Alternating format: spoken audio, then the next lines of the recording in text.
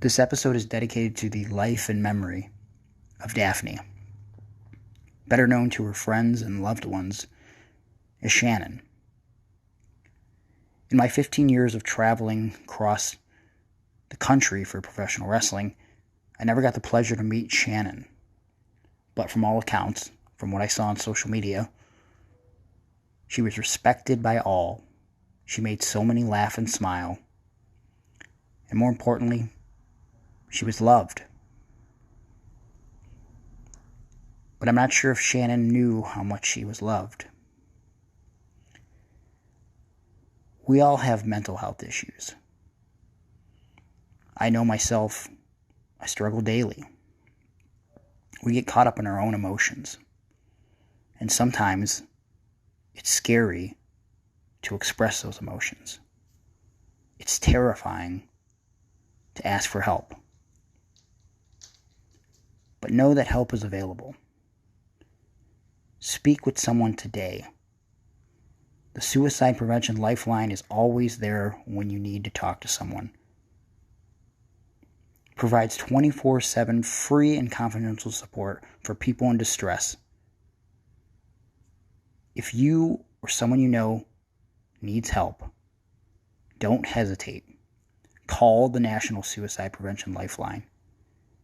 1-800-273-8255. That's 1-800-273-8255. Remember, there's only one you. There's no shame in asking for help. Daphne, thank you for the memories, for the entertainment. You will be missed, and you are forever loved. Hello again, everyone. Welcome to another edition of Iron on Wrestling with Gregory Iron. This is episode 119.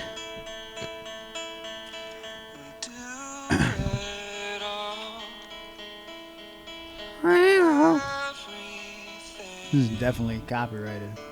Meow. Why? Don't worry, it's a cover.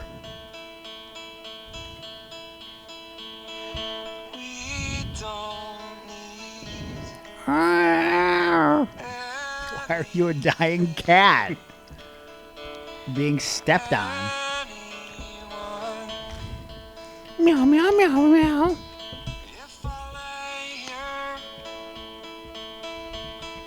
If I just lay here, would you let me just forget the world? I'm just going to let you get this out of your system. Meow, meow, meow, meow. Okay. Well, now that that's out of the way, are you even going to pardon the interruption at all, or should I just continue talking? Are you losing your voice? I had a whole thing planned. Yeah, you're just losing your voice from excessive Started making meowing. these cat noises. Yeah, I got something stuck in my throat. really backfired on you. Quite the hairball. Huh? Go ahead, hit the line. Pardon the interruption. There it is. Okay. Meow, meow, meow, meow, meow, meow. Stop. Meow, meow, meow, meow, meow, meow, meow, meow, meow, meow, meow, meow, meow, meow, meow. Hey. All right. Now that we got that out of the way. Yeah, you're lucky that there is even a podcast to record today. All right? Because I am beaten and broke the You fuck look like down. shit today. Describe me for the listening Yeah, audience. you're not any less handsome than you normally are.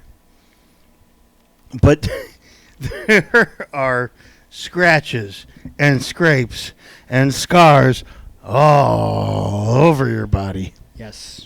So what the fuck? Well, today... Sorry, I mean, usually I don't like to cuss, except for the, the patron members when we go on Patreon. Sure. But dude, you look like you've been through hell and back. Well, so tell me. I mean, earlier, people don't know this, so let's just say it. You came over to my house, and I said something to you to the effect of, wow, you look like you've been through a car crash or something. And then you took your shirt off for me.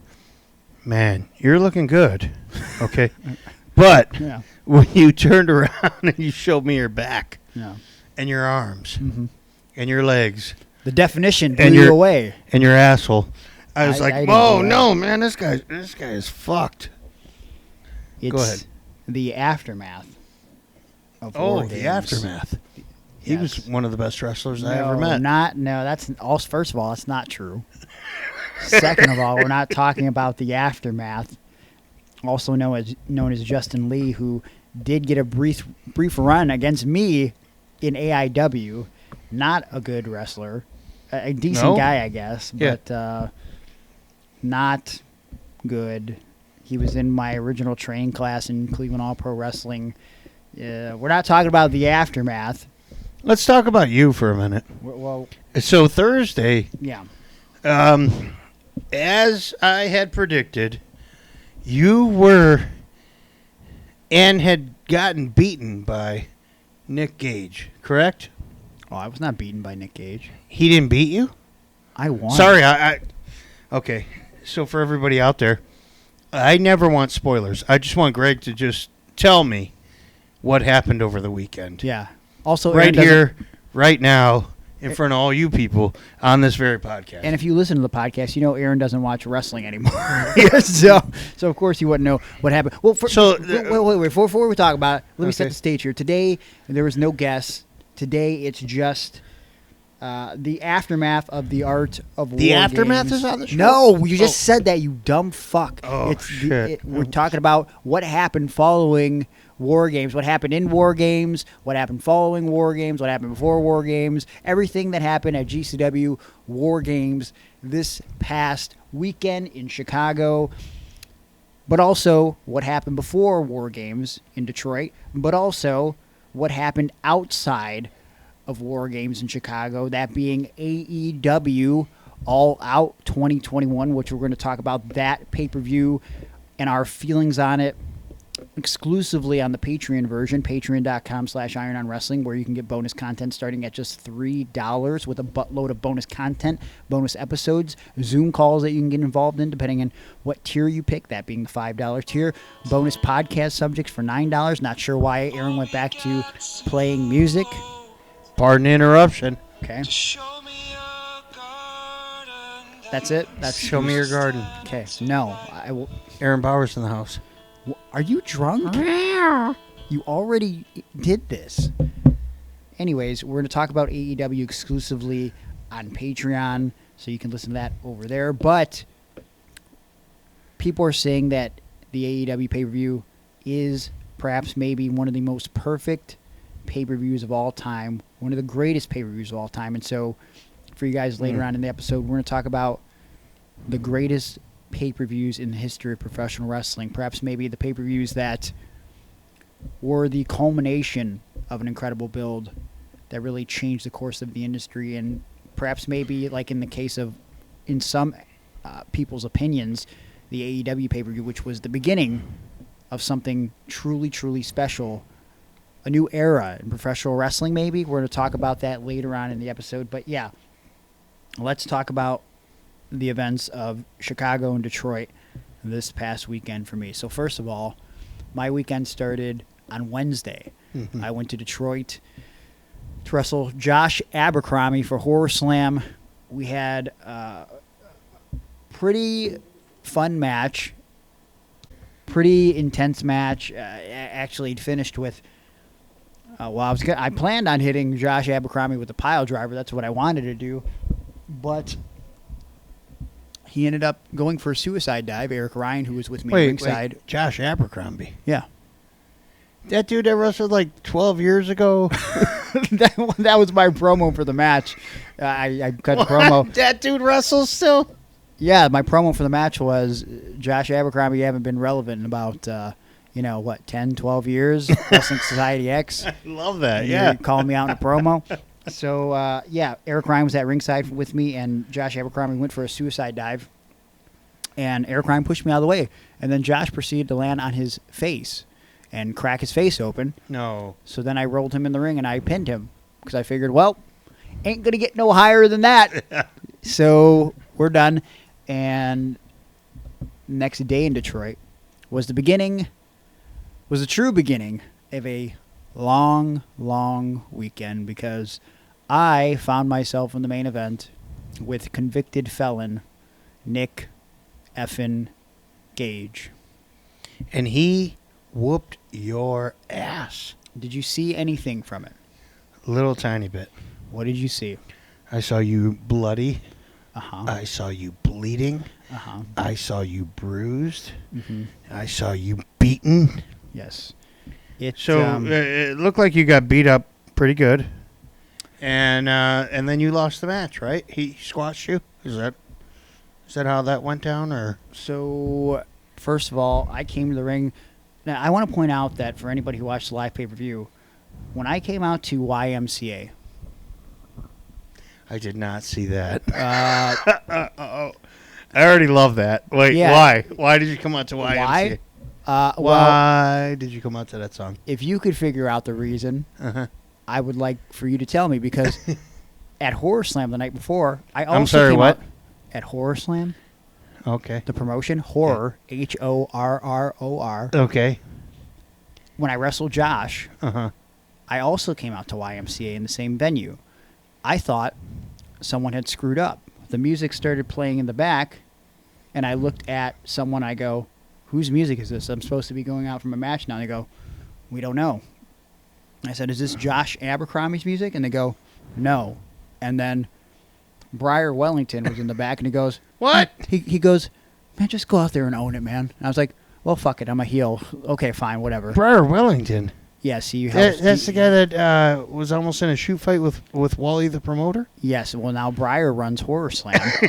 For those of you that didn't hear it back in the day, I once wrestled Briar. And I love everything I'm hearing. He was high on marijuana and drunk, so I stiffed him pretty bad at the Gathering of Juggalos, and I went and told Walt the promoter after the fact. He goes, Briar Wellington, I once wrestled that motherfucker. I'm like, oh yeah, what was your experience with him? Was it similar? He's like, oh yeah, he was a piece of shit. He walked up to me and he goes, he had the nerve to say to me, as Aaron dies I know here, where we're going. he had the nerve to say to me, excuse me, sir, but could you not wrestle me with those steel toe boots on? And I said, motherfucker, I'll fucking kick your ass right now. And I said, Wally, he was actually in the right. I wouldn't want to wrestle you with steel toe boots either. So. But anyways, yeah, Briar said, just go out there and own it. So I did. Yeah. So you can imagine my surprise when I'm in the main event against Nick Gage. And listen, I am sort of the bitch of 440. But I do have my entrance music that I like coming out to. And you're sort of the bitch of this podcast. Go ahead. Unnecessary. So when YMCA played again, now I'm thinking someone is playing a joke. But you know what? I'm not going to sell it. And I'm going to go out to it. But you know what? It worked out. Yeah. Because the crowd started chanting on this night, fuck Ohio. Fuck Ohio. So it worked out. But so I come out with a Domino's pizza shirt on. And where did you get a bandana over my Domino's face. pizza shirt? eBay. I searched vintage Domino's pizza shirt. Okay. I mean, you know the backstory. No. Okay. See, this guy does not watch wrestling. So when Nick Gage wrestled AEW a few weeks back. Oh, okay. Okay. Now I get it. There for was a those pizza cutter, and then Yes, so they they- went to split screen commercial. Yes. Okay, gotcha. And they played a Domino's pizza commercial. So I wore a Domino's pizza shirt, I like belly that. shirt, of course, because I'm flamboyant. And I got in the ring. Are And ya? so, yeah, I could say I'm a little flamboyant. So, get in the ring. My favorite part of the match is, Nick Gage has this notorious ring introduction that he gets every time he comes to the ring. And the crowd likes to sing along with it because, for some reason, there's a number of Nick Gage fans out there. So I'll give you Nick Gage's ring entrance if you don't know it. Yeah. I hope this isn't copyrighted. It's not. Okay. Representing murder, death, kill gang worldwide. Representing for all his boys locked in the fucking cell. Eastern Bloc. Representing the motherfucking hate club. R.I.P. Nate. Hatred. all the good shit, And you know what it is? It's MDK, and the crowd goes all fucking day, and then the man, the king, the fucking god of this shit, Nick fucking Gage. That's his entrance. So Okay. my ring entrance, which I did not get to complete, began with. Well, I'll give you the amount that actually came out before Nick Gage got mad and tore it up in front of the live crowd. Representing that 440. Are you already laughing at your own jokes? Yes, I love it. Yeah. I'd love to laugh at it, but I don't know that I can because you're laughing at your own shit. Because it's great. All right, give me. Representing that 440 in Ohio. Representing for all his boys. Locked in the fucking cell.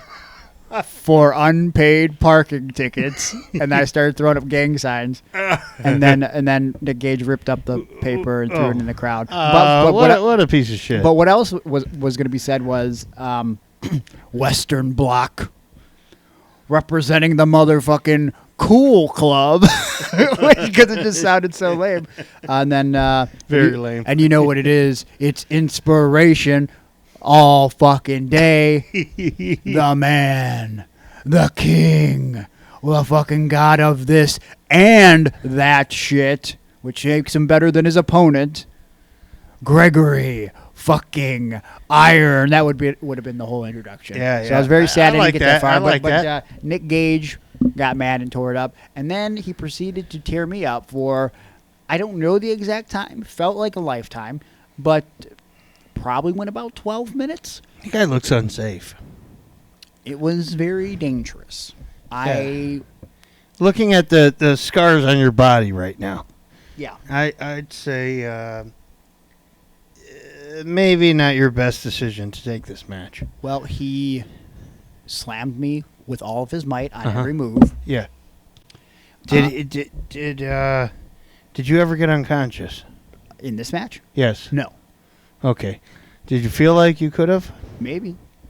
Possibly. Because everything I've heard, this guy don't fuck around. It was hard times. The only offense I got in on him was at one point he went to pick me up. I slapped his hand and I hit him with the Judas effect and a code breaker, and I thought I was in the clear.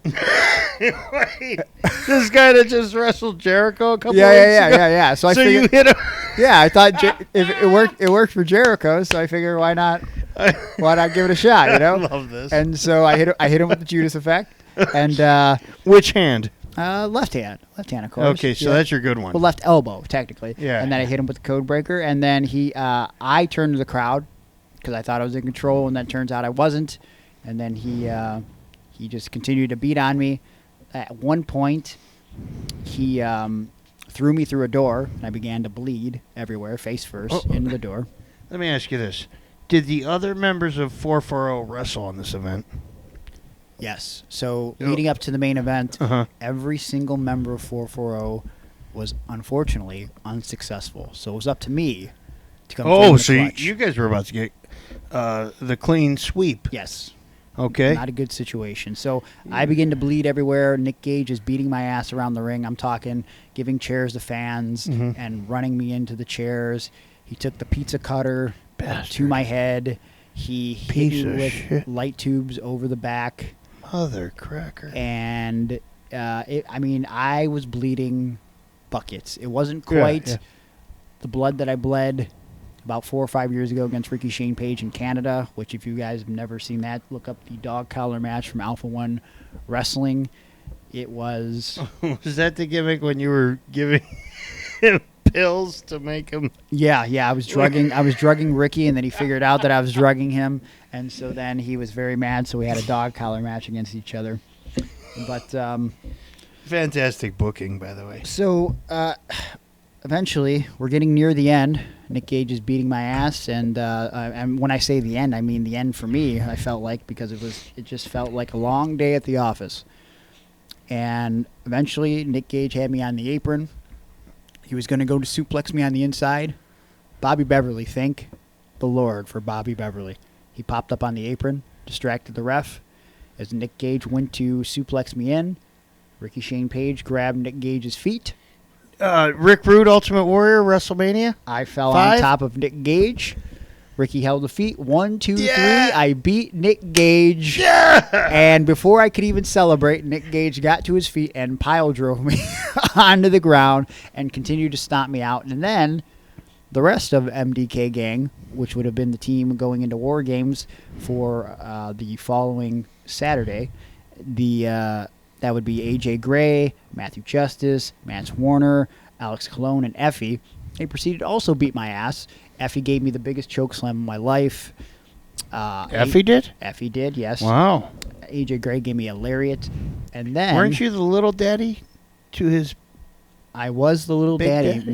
Me and Effie used to have a nice little relationship until he decided to associate with a bunch of punk-ass Hooligans? bitches. Yes, Oh! yes. And so I guess sort of a little redemption in the past. If you follow GCW, we have given on a couple occasions, one particular occasion specifically where we gave Nick Gage the Shield powerbomb through glass, and I always play the role of Roman Reigns, and I give the big hoorah, whatever the fuck he says, and then I powerbomb Nick Gage through the glass, and so Alex Colon choked me out, and as I lied in the ring unconscious, Yeah. Nick Gage proceeded to pick me up and powerbomb me through Of course he did. sheet of glass. But Uh-huh. not only did he powerbomb me, Aaron, he powerbombed me with everything in his body. He wanted to make sure that my soul left me.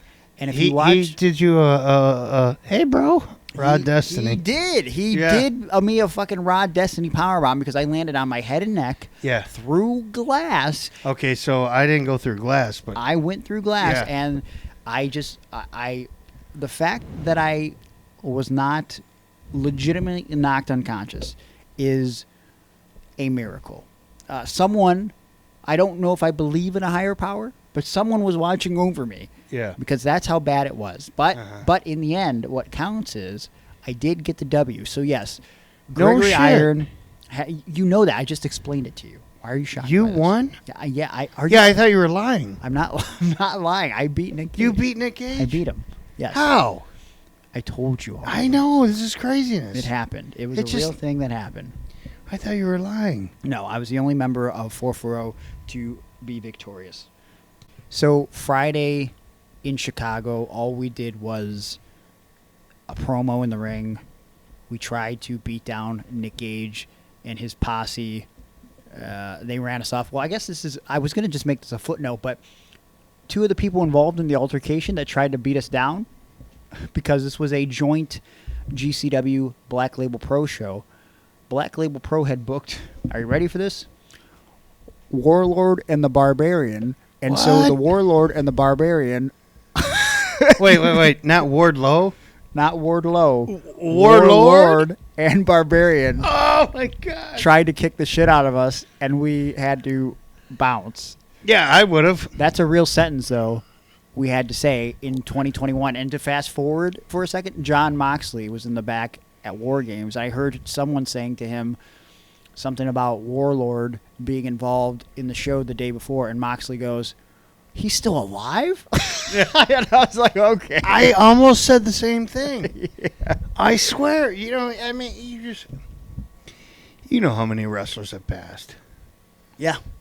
And so, like, you just figure that, like, oh, Warlord, he's still alive? Yep. He was there. And what a series of matches he had with British Bulldog back in '91. Am I right? Dude, I love those matches. So do I. It was just like two big, strong fucks going at it. What? Why do you gotta call them fucks? Uh-huh. You call them fucks? Why? Yeah. Big, strong fucks. Okay. Like, what would you call them? I don't know. Strong individuals. Okay. Well, they're more than individuals to me. They're fucks. They're fucks. Okay. Ridiculous. And so now we go into Saturday morning. So I got to tell you, the beating that I got from Gage, it didn't really sink in until after that run-in on Friday night. And to be transparent, I don't think I've mentioned this on the free podcast. I think I've mentioned it. I did mention it, actually, because we've been advertising my buddy Austin, who does acupuncture out in, ironically, Paynesville, Ohio. Yeah. And if you guys are looking for someone to take care of you physically, mentally, spiritually, you're going to want to talk to my buddy Austin and get some acupuncture done by him, especially if you're in the Northeast Ohio area. Lake Erie Acupuncture offers Northeast Ohio with effective, affordable, and alternative medicine. Austin's certified and licensed by the State of Ohio Medical Board, and he has treatments designed specifically for you based on the principles of Chinese medicine, and he's been doing this for over 10 years.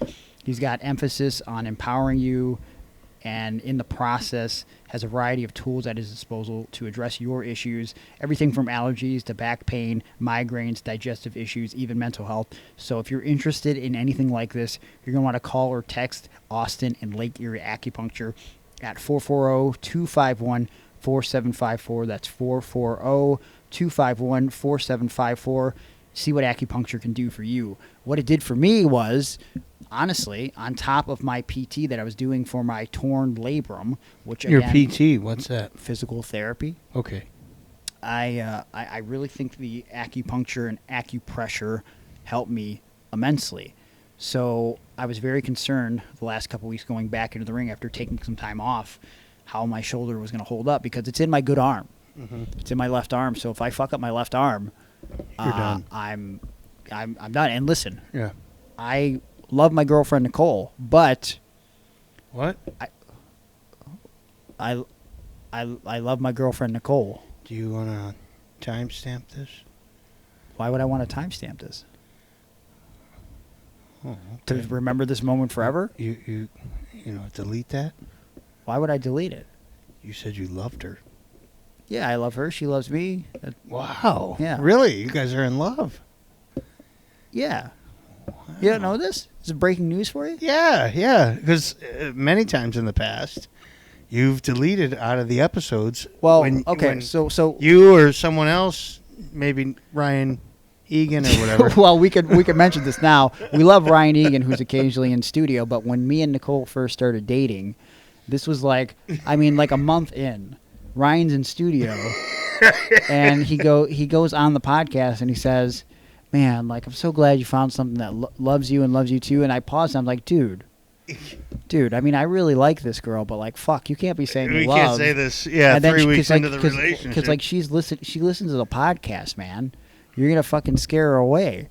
And he's just like, okay, oh, I'm sorry. So then we continue. He goes like, oh man, yeah, like you love her. It's great that you found a love. Yeah, but I was like, dude, what the fuck? Like, no, stop. So I had to literally. You edited like 12 minutes out of the podcast because this fucking guy kept saying, you love your girlfriend so much, and she loves you, and you guys love each other, and you're just in love. Again, we love Ryan. We love him. We do. We love having him here. But like, I was like, God, I wish he was here right now. He'd bless be a better America. co-host than you. Well, he's going to be here in a couple weeks, but Thank goodness. Shut up. But I at that time I had to edit it out. But now, fast forward, we love each other. It's great. Everything is awesome, and we don't argue. We talk about things. We enjoy each other's company. You never argue. And it's you know what's nice about our relationship. And this is quite the sidebar right now, but like, for the first time in my life, I feel like she goes out of her way for me, the way that I would go out of my way for a significant other. Well, you, but just in general, like you know how like us as normal human beings, when we like someone, we like try to do nice things for them. Yeah. She does that for me. Yeah. And it's something that I've never really experienced in my life. And it's the best feeling in the world. So yes, I love Nicole. Okay, but, I got to tell you something real quick. Go ahead, sure. I got a message, and I won't say who this was from, but I got a DM just a few days ago, and one of our listeners was listening to the podcast with their mother. Okay. And their mother said, Greg and Aaron have such a special bond. Are they together? Okay. Jesus. I love that we can portray that. Yeah. Yeah. People think like we have not just a on-air relationship, but a sexual relationship. Yeah. What? Huh? Really? Huh? Well, that's the They insinuation. didn't say sexual. They just said you guys together. Because anytime I've ever been with someone, it's the sex is gone. Okay. Oh, that's very sad. Yeah, well, that's what happens. That's why you should never get married. There's no sex anymore. Are you having sex currently? Are you having a sexual relationship with somebody? I'm not kissing and telling. All right. Oh, come on! All real gentlemen kiss and tell. That's not true. But what I wanted to say is before I continue, since you brought up us being partners potentially, I think I've mentioned this before on the show. Zach Gowen, for a while when we started doing motivational speaking, and he was working for this organization, Cool Speak, he would introduce me as my partner, Greg Iron, I remember because that. I'm his tag team partner. To the point where I eventually it snapped in my brain. I go, hey man, I think you need to stop saying that I'm your partner, because people don't realize that you mean wrestling, and they probably think life partner. He's like, oh shit, yeah, I probably should stop saying that. But anyways, I brought up Nicole, and I love her because with my torn labrum and the problems that I've been having, while I love her, I don't know if we're on wipe my ass level because I have to get surgery on my arm. Mm-hmm. So acupuncture has really helped with that. Physical therapy has really helped with that. So I was very concerned going into this weekend. So after that run-in on Friday, going into the War Games in Chicago, my shoulder and my bicep, because if you tear a labrum, it's not just the shoulder. The pain will go down. It will trickle down into your other muscles, your bicep, your tricep. It was bothering me. Mm-hmm. And I started freaking out because I know that I have to go into what might be the biggest match of my career, and without a doubt, the most dangerous match of my career. And I'm going to go into it messed up. And so I was rooming with Atticus Cogar, and I was voicing my concerns, and he's like, it'll be fine, whatever. And so the next morning... Did Atticus rub you down?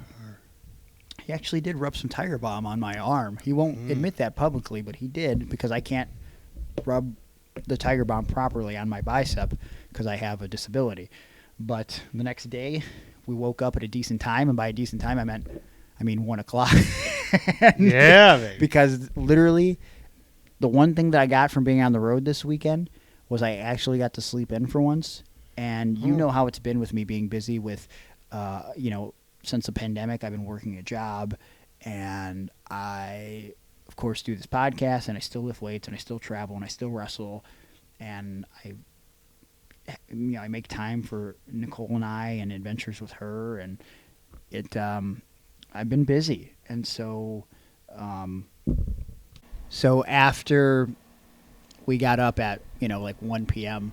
and got that decent night's sleep, we went to the gym, which I don't think Atticus wanted to go to the gym, but he did it because my nerves were shot, and I didn't want to get hurt going to the match. So after some stretching, nice little workout, took a shower, got some tanning in, I was starting to feel a little better. I was starting to get ready for War Games. Now, this show, The Art of War Games, I had heard. I like that name. It's a good game. It's a good name, and also you can't use War Games, so you have to call it The Art of War Games. Well, I have that book, The Art of War. Yes. Yeah. So Yeah. go ahead. But just a great name, and what I was told was that the draw for this event was going to be bigger than Spring Break WrestleMania weekend, which I found wild because obviously Spring Break revolved around WrestleMania. But I guess now that I'm verbalizing it, we were still sort of in the midst of the pandemic when that was happening. So the fact that we were able to get, I think, almost 1,000 people for Spring Break was pretty miraculous. We were outdoors at that point. But this was an indoor venue, and I was told that it was going to be over 1,000. So I get to the building about 6. Show starts at 8. We did some stuff for Fight TV. I went and promoted the show on the Countdown show, which was really cool, and just really sold that, hey, this is going to be end of MDK, you know, so you got to tune in. And as the people started to file into the building, I quickly saw that this was maybe going to be the biggest crowd I've ever performed in front of. Like, Spring Break was big. Really? I think, you know what? I'm lying because I forgot that I performed in that, in the Nuggets Arena in Denver in front of, like, I think it was like 4,000 people. But and there was that time you wrestled for Mega. It's the championship. Big. You mean the time that I wrestled for Murray Ridge for adults with developmental disabilities in the main event, and the show went so long that the 300 or 400 people that were there, that the people that work there and go to Murray Ridge that wanted to see me perform had to leave because they have curfews for their homes, and so I performed for just whoever was left. 12? Yeah, not 12, but it was substantially less. But so I guess I can't say it was going to be the biggest crowd I ever performed in front of it, but one of the biggest. Resolutions always had big crowds, like between 800. They didn't always have big crowds. Don't fucking lie. Quit bullshitting the people. 800-ish, Okay. 1,000-ish. For that show with Raven on top. What about the one with Nash? How many do we have there? I think we had actually just a little bit less than Raven the year before. Right. And we invested a lot more on Kevin Nash. So Ton Resolution more 3, money. we had Raven as one of the guys. Resolution 4, we had Nash. Raven, I don't want to put his fee out there, but it's low. Not the same It's lower. as It's not as Nash's, Nash. yeah. Nash's was like 10 Well, grand. I mean, people got to know that. Nash was one of the biggest players in the game. I remember when I heard we might be getting Kevin Nash. I thought, what? What kind of money are we putting out? And are we going next level? Yeah. Because I thought we were on the way. Nope.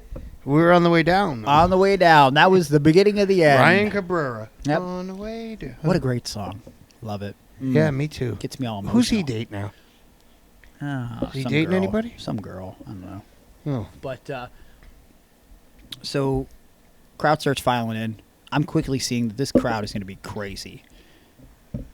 I didn't realize it in the moment. We'll get to the match in a second here. But seeing the footage back, I don't have an exact number, but there was somewhere between 1,500 and 2,000 people in the crowd. And do you know who one of the spectators in the crowd was?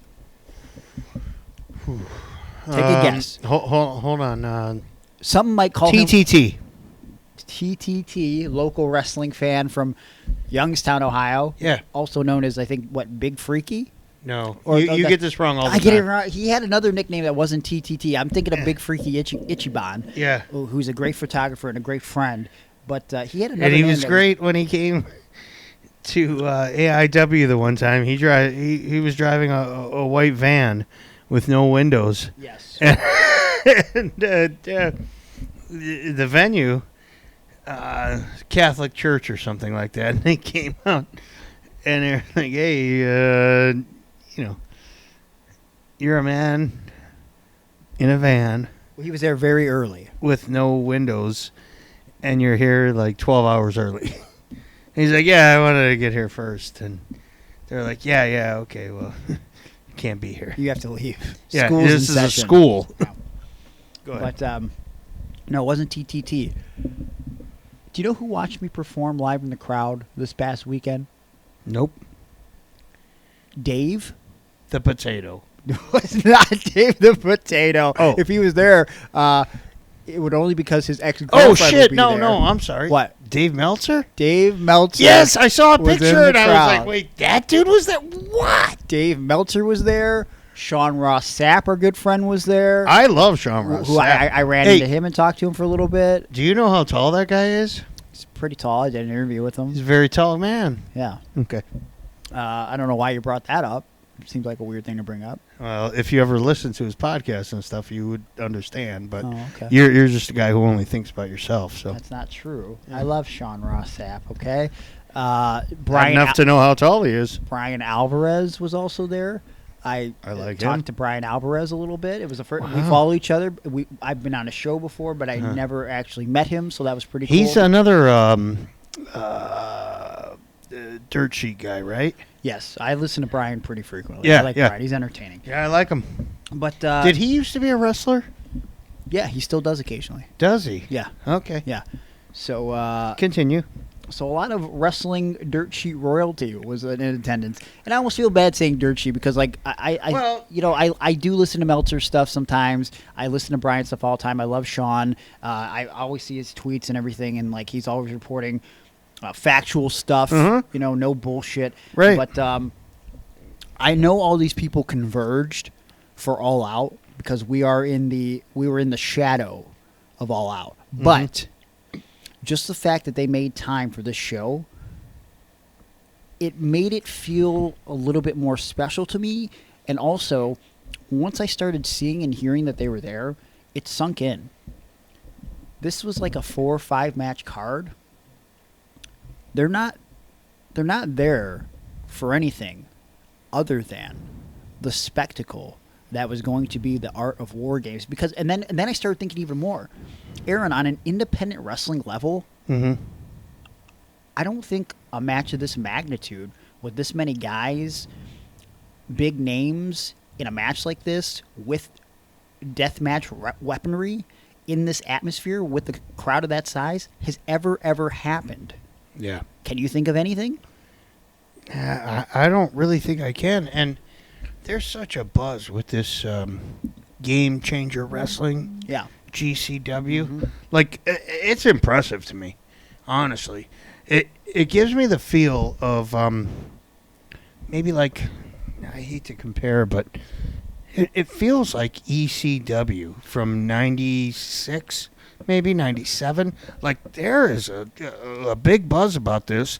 It's underground, and it's indie, and I don't know. Whatever you guys are doing there and whoever books it, I don't know anything about the shit you guys do anymore because, I'm kind of out of it.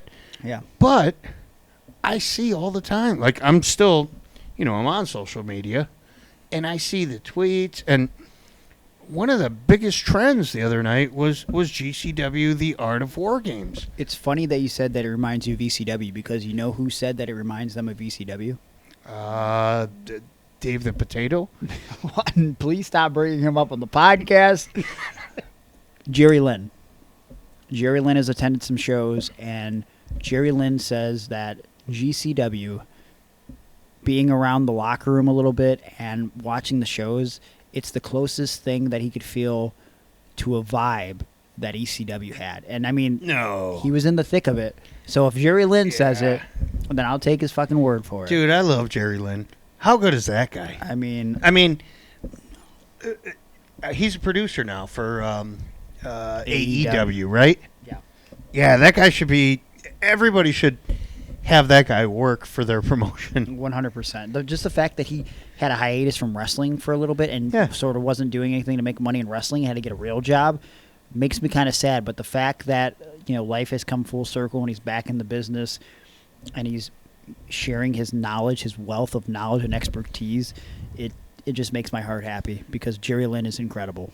He is. And he's one of those dudes that was never like above other people. He just wanted to help young guys in the business, in the game. Yeah, I mean, I've heard stories from Josh Prohibition and M-Dog. Yep. So many times over the years where they just going into that. Josh Go especially, ahead. where he's just like, I love Jerry Lynn and he's done so much for me, and Josh wants to cut that promo. Yeah. One of your all-time favorite promos that you produced at AEW, where he said, I think it's my number 2 he favorite promo of all time. He was talking about, M-Dog and how he didn't know when to quit, and he's got nothing else but wrestling, and how wrestling will just betray you and do you wrong, and how you lose so much because of wrestling. And he talked about in that promo how he once sat in the locker room and watched Jerry Lynn cry because I think he just found out his wife left him. Is that the case, or he was going through a divorce or something? Whatever the case was, it was powerful, and everything Josh Prohibition did was powerful when it comes to promos. We're getting off on a tangent. We're not even on Patreon, though. I mean, this is what we do over on Patreon. But this is Yeah, a regular but- podcast. Man, this is a good podcast today. I mean, I'm happy with everything that we've been talking about I'm lately. feeling it. Just in this episode, and I'm I don't know. I'm a little concerned. We didn't know what we were getting into today. No. Because we did have a guest, Yes, but and it was just you and I. But here's the thing, though. I think the guests are great. Yeah. But you know what? I think people really, really love our conversations, and Yeah. I think we're relying. I'll have a conversation with you anytime. Well, same, buddy. But I think we're reliant less on guests. And honestly, I wanted to try to talk with someone this weekend, but man, I didn't even bring my equipment. And once I got there, everything was just nonstop busy. You know what I'm saying? Yeah. There wasn't time to do it. And that's You been part had of the a busy problem. weekend. Yeah, for sure. But so people are filing in. I'm seeing the size of the crowd. The match is coming together. The structure is being built. And did you see pictures of it? A couple. So the 2 rings, Yeah. cages It together. was impressive. Yeah, for an indie show? Yes. It was For 2 rings Sick. and double the cage and just the massive amount of audience members. yeah, like I said, between You 1,500 guys and did 2,000. Yeah, big deal right there, man. They put up 2 scaffolds that were involved in this match, and it was quite the structure. So, what do And- you attribute to this amount of people being there? Do you think it was because you were in the venue you were in? Do you think it was because the buzz 440 had? Do you think it was because MDK? Do you think it was a combination of everything? I think do you it's- think it was the booking? Go ahead. I think it's a lot. I think there's so many factors involved. I think GCW really started to get momentum when they started because they had Nick Gage, Mhm. and Nick Gage has an aura about him. Joey Janela, he was really picking up steam at that time, and I think those guys were really sort of the 2 cornerstones of Game Changer Wrestling. And then I guess they started getting a lot of young talent, a lot of hot talent on the indies, a lot of people that were leaving CZW and going to GCW, because CZW used to be like the hot thing in New Jersey, and then it just sort of spread like wildfire. And go ahead. Tommy Rich? Not like Tommy Somebody Rich, say no. something about fired up. Okay, no, but I think we fast forward a little bit. Not only are they putting on great matches, I think the one thing that GCW was lacking was a great story that people could get emotionally invested in, and I really think that the 440 versus Nick Gage thing, which grew into this whole MDK gang versus 440, the Art of War Games match. I really think there was a lot of emotional investment in that, and I think being surrounded by a big wrestling weekend definitely helped. But I think there was some real intrigue about seeing a War Games match on the independent level with guys that I really think have truly become stars. And I'm not, I guess you can lump 440 together, but Effie has really come into his own over the last 2 years. I remember meeting him for the first he time. has blown up. Yeah, the first time I met him, I didn't really know much about him, and he worked a show in Cleveland, Real Shoot Wrestling. You told me about him, and you said, "Hey, man, there's this guy Effie. Yeah, I want to work with him. He's great." he busted his ass. Yeah. and it was for there was really nothing happened on the show, and he was up against some kid, but he worked so hard, and I remember that stuck out to me. Alex Colon has been underrated for so long, and he always busts his ass.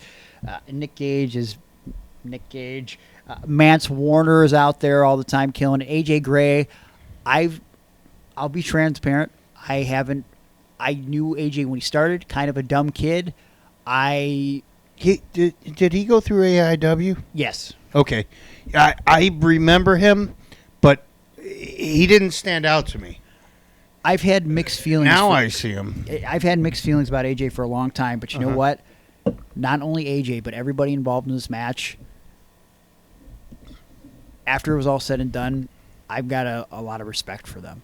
Yeah. I didn't mention Matt Justice. Here's something I want to point out about this match before I go into the actual match itself, which it almost gets me emotional, because this match ends up being, again, to name everybody involved, Nick Gage, Alex Colon, Effie, Mance Warner, Matthew Justice, and AJ Gray versus Ricky Shane Page, Atticus Cogar, Eddie Only, Eric Ryan, Bobby Beverly, and Gregory Iron. So I named off all those guys. The first thing that I thought about after I worked out and after my nerves were coming down about the match, I thought back. I'm getting chills just saying it.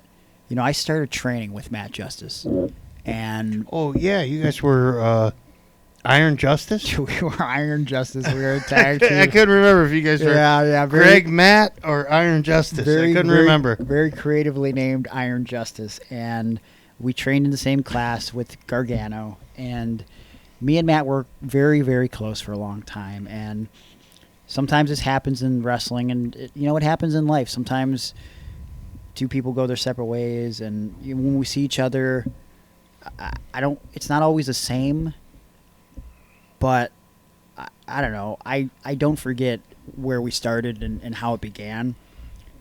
And I thought back to the first time I left the state to wrestle with Matt. It was with Matt, and it was because of Matt that I left the state.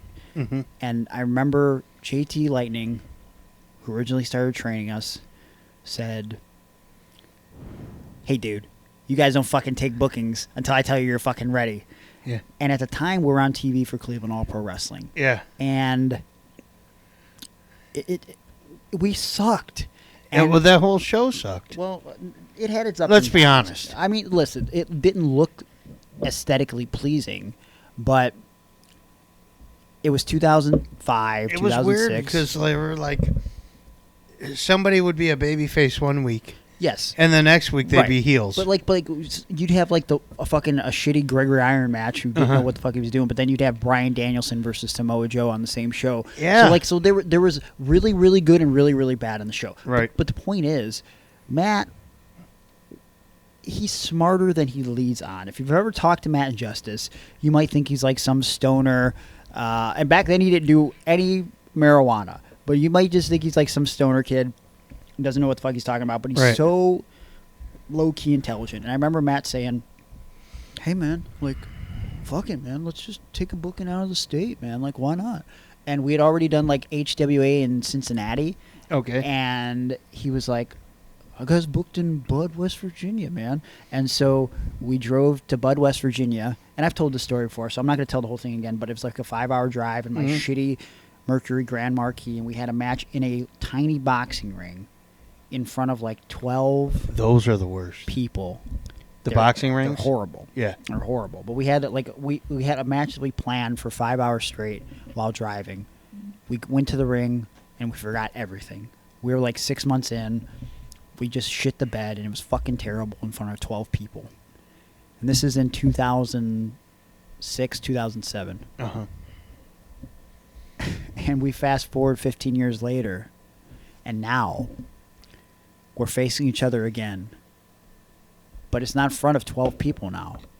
It's in front of like 2,000 Yeah. in the main event of the show. Beautiful. Yeah, I'm like, it's It's a beautiful crazy. story. Like, that wasn't the story that was told, though, right? No. Okay, but there's a backstory. There's This is the backstory, and I love this story.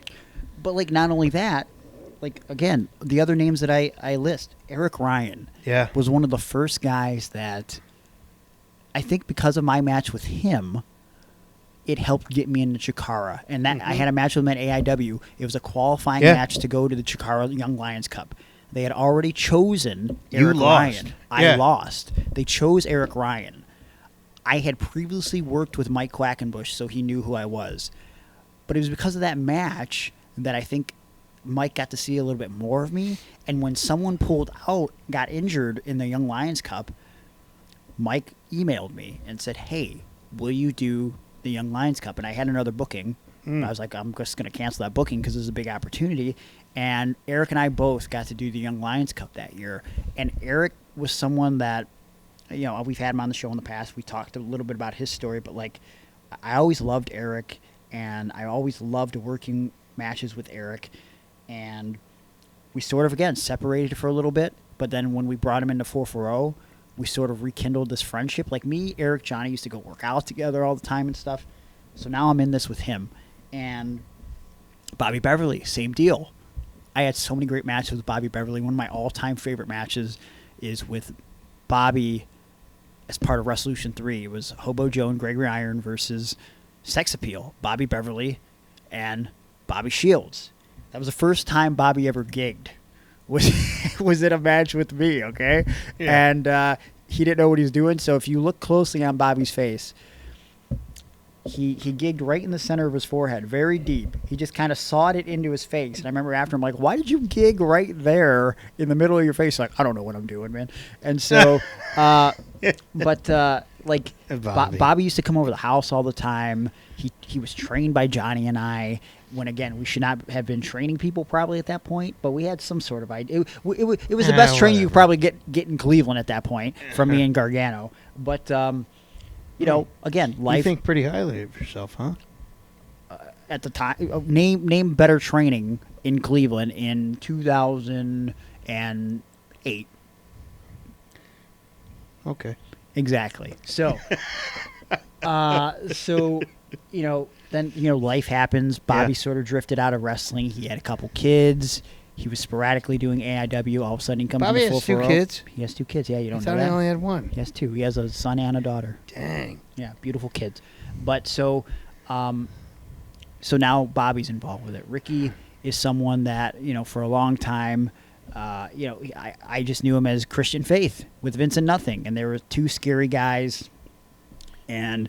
we fast forward, and we were roommates for a long period of time, and just, I don't know. Like it was a weird time in my life to manage Ricky and Vince. Yeah. Because those dudes were just badasses. Sure. And I remember I kept thinking, this is strange because I feel like Paul Ellering managing the Road Warriors. Yeah. They were just like badass dudes that went in and destroyed people. Yeah.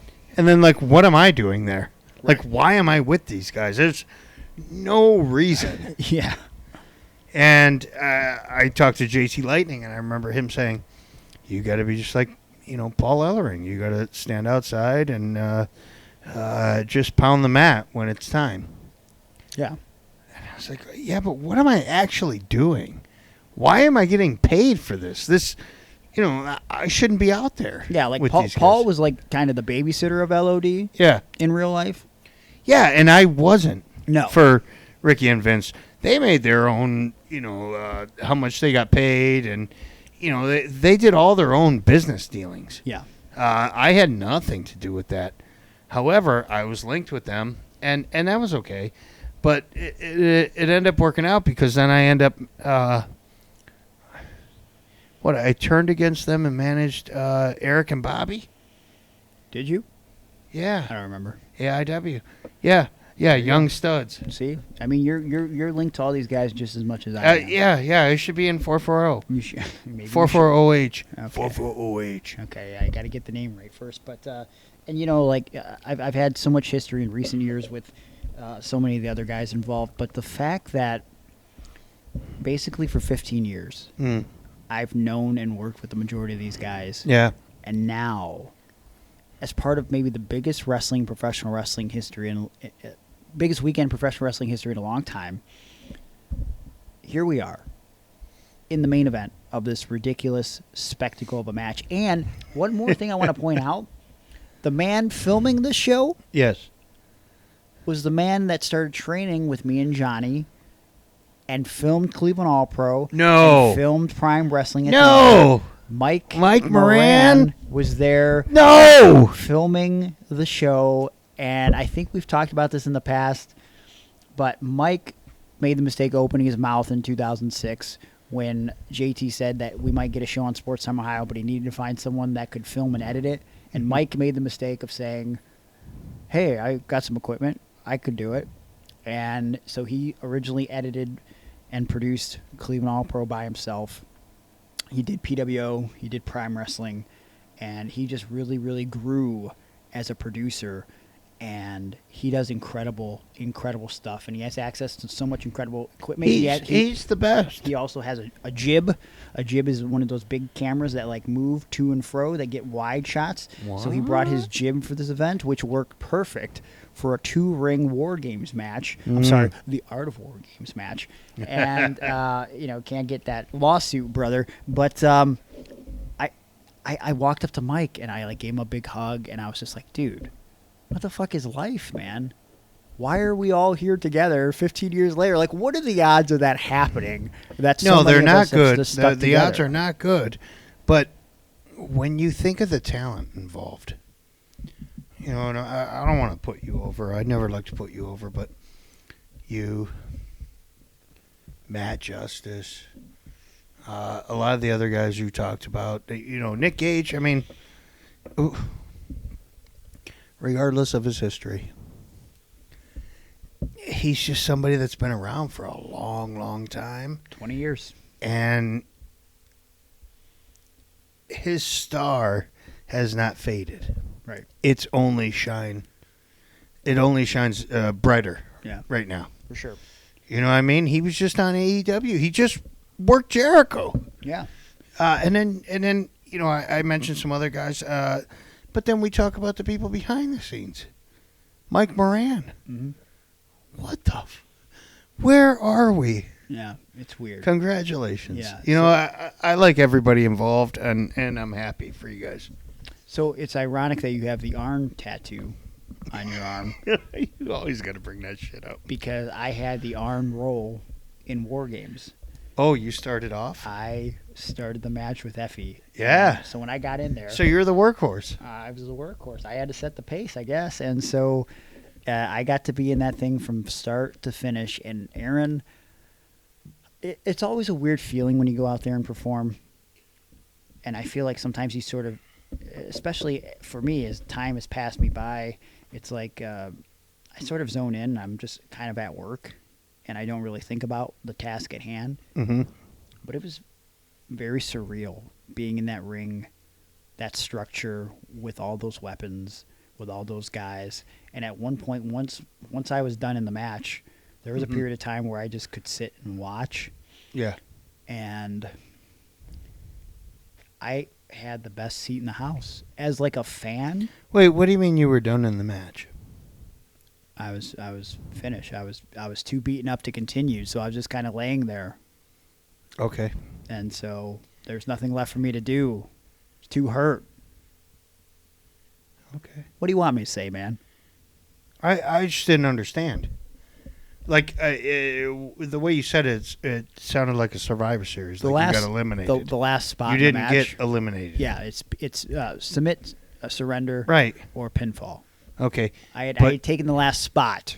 Okay. And now I'm laying and I'm selling. Yes. Is what we say in the industry. Ooh, is that an insider term? That's an insider term. Whoa! And I was just kind of watching, and it was fucking wild. And so what's the finish? Well, the finish ends up being the MDK gang sort of surrounds Ricky, and they basically end up.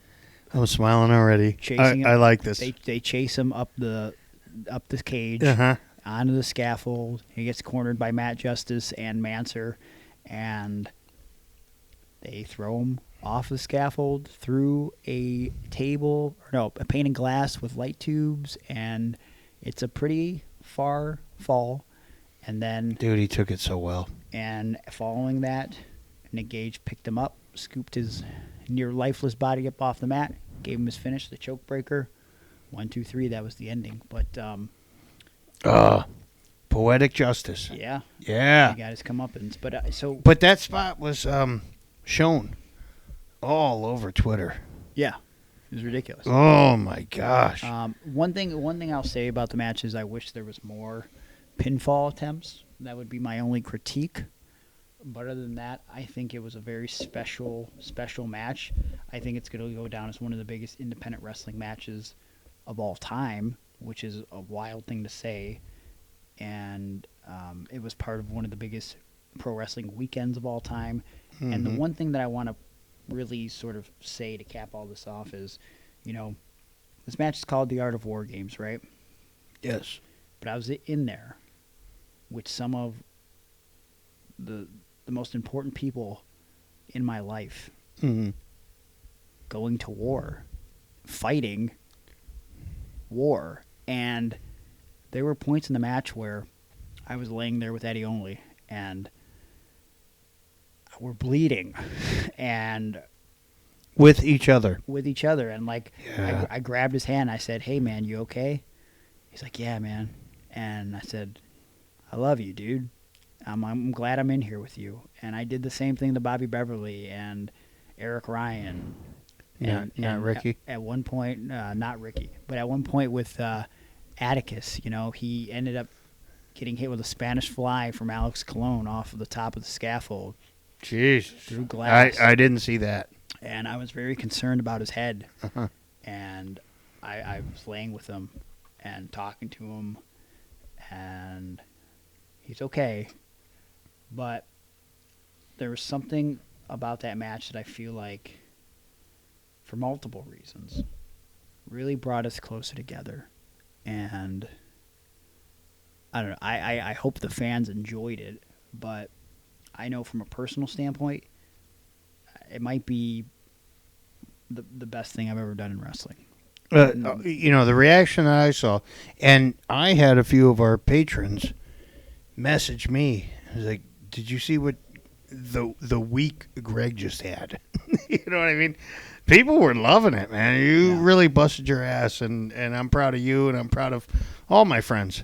I'm happy for all you guys that this could be something that y'all could experience together, and I think you guys deserve that. You guys have busted your asses for, 2 years? 2 years. With this whole 440 and all that? Yeah. And to get to this point, I mean, that's the beauty of it. That's what I want out of wrestling. I've hated wrestling for a long time.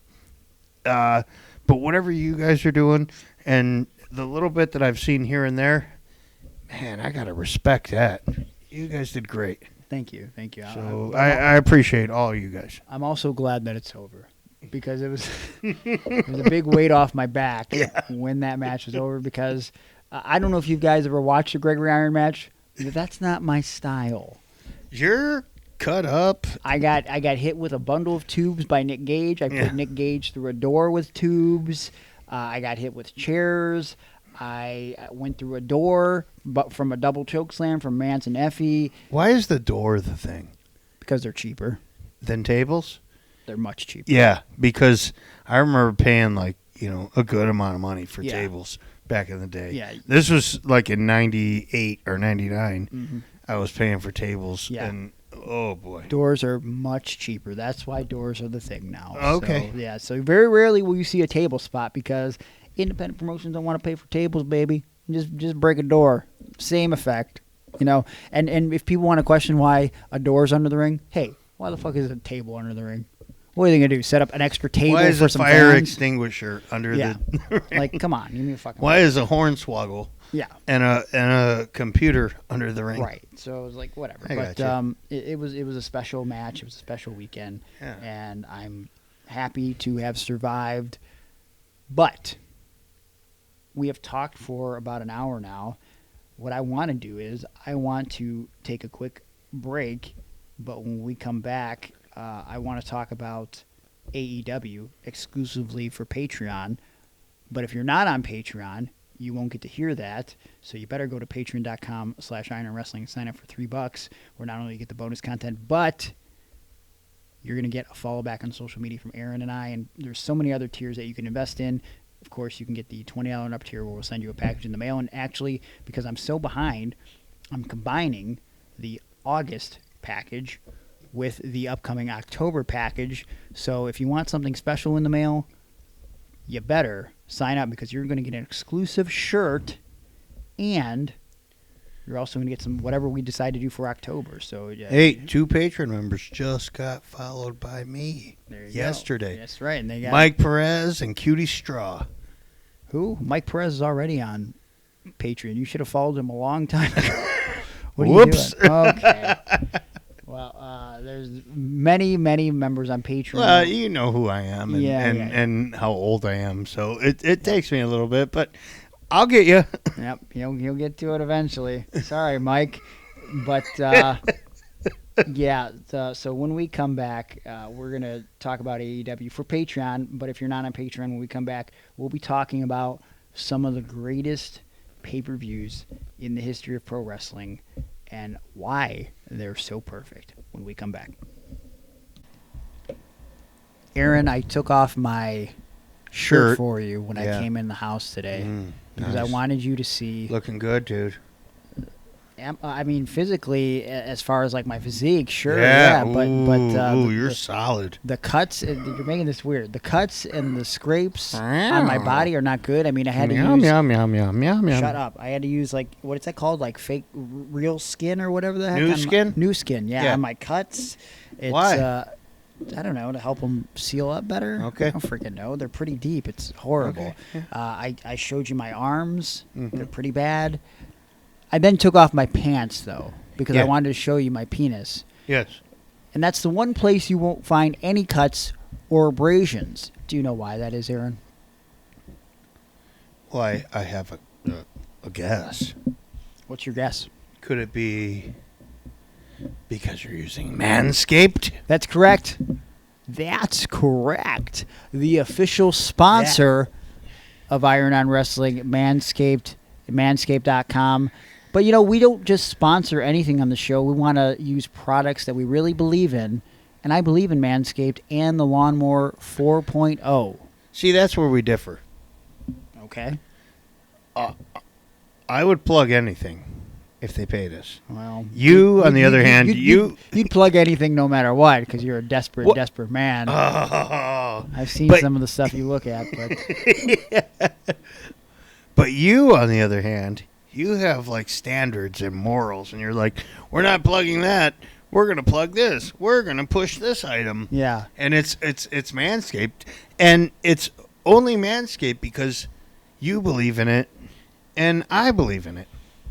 I do believe in Manscaped. I believe in the Performance Package 4.0 most of all because not only do I get the Lawnmower 4.0 trimmer for my testes, but I also get the Crop Preserver ball deodorant, which, you know, if you're going to put deodorant on your armpits, why not put it on the place that's probably the smelliest of all at certain times of the day, right between your taint and your butthole. I mean, come on, take care of that place down there. Crop Reviver toner, of course, which you can spray on at any time. And, of course, in that Performance Package 4.0, you also get the Weed Whacker ear and nose hair trimmer, which is also a problem that I struggle with, so I really appreciate that. It gets rid of all those unsightly nose hairs. You don't want something peeking out there when you're on a date with your significant other, which, by the way... Yeah, I was going to ask you, how does she feel about, you being so trim?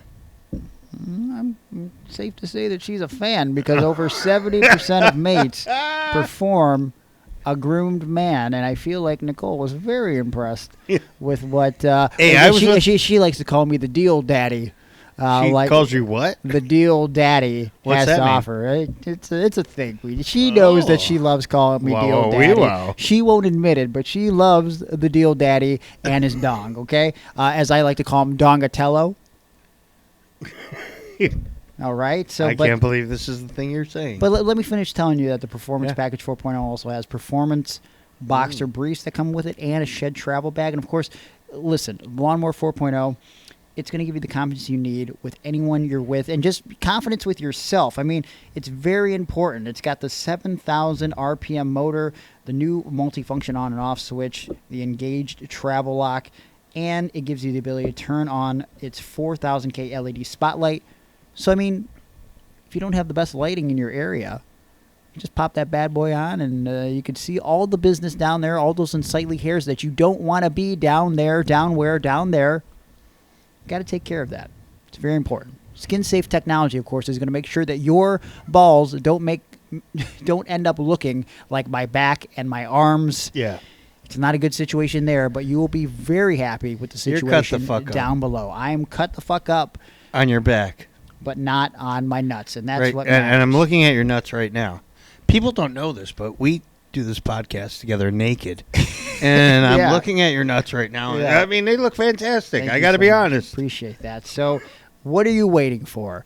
Be like Aaron and I. Have the confidence to just sit with your friend No. and look at each other's nuts No. and know that they're not cut and they're hairless.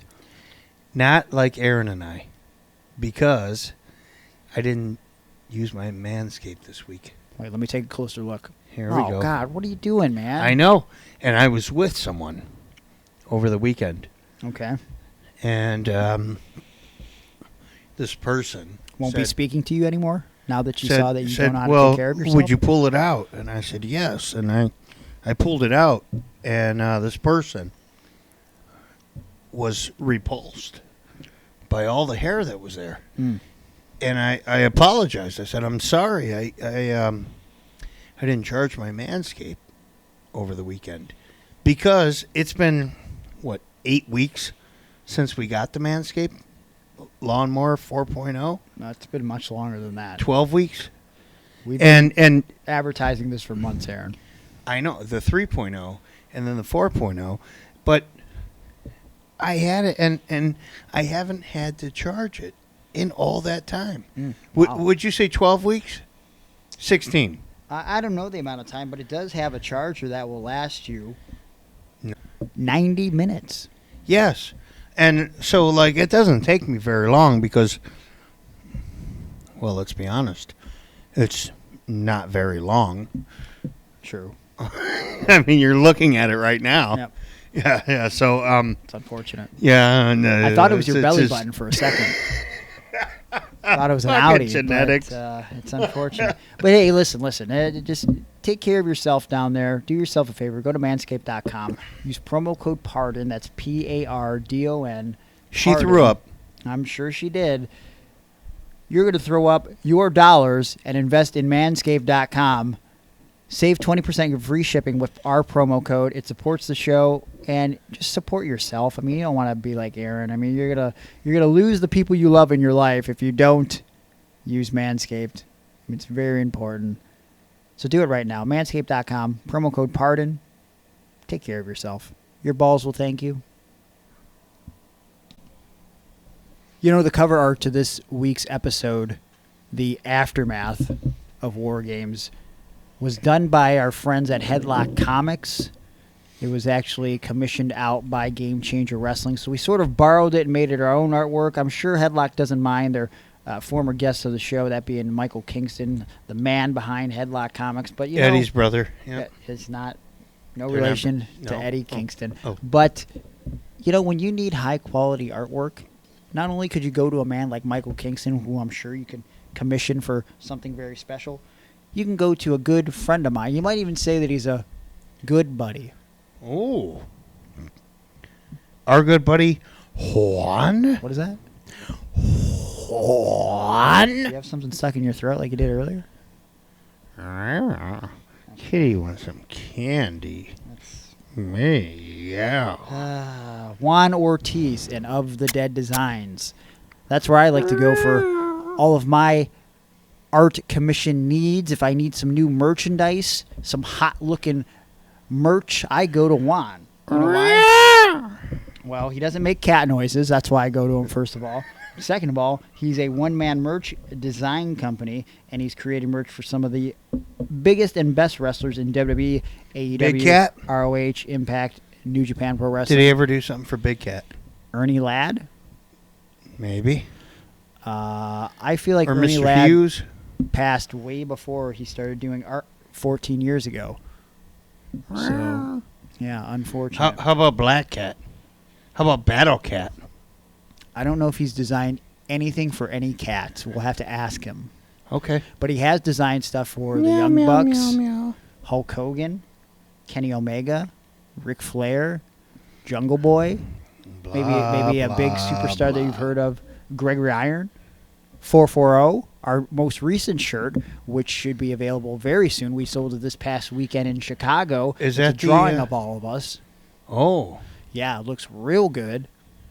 Oh. Oh, yeah, you're going to Let want me that order bad that. boy. Well, you should, but before you spend the money on the 440 merch, actually, just save a little bit of money. Spend money on the 440 merch, but also invest your money in Juan Ortiz because he's looking to help create designs not just for the superstars of today, but the superstars of tomorrow. And you don't have to be a pro wrestler to get a design from Juan Ortiz. It doesn't have to be for a T-shirt. It could be for a special occasion. You want to surprise someone with a drawing or something. I mean, what kind of stuff could you get commissioned from Juan, Aaron? I would like to get a T-shirt of me in heaven. Walking on clouds. With my girlfriend, Jess. Wait, what? Nothing. Nothing. Are you talking about my girlfriend's twin sister again? What? Nothing.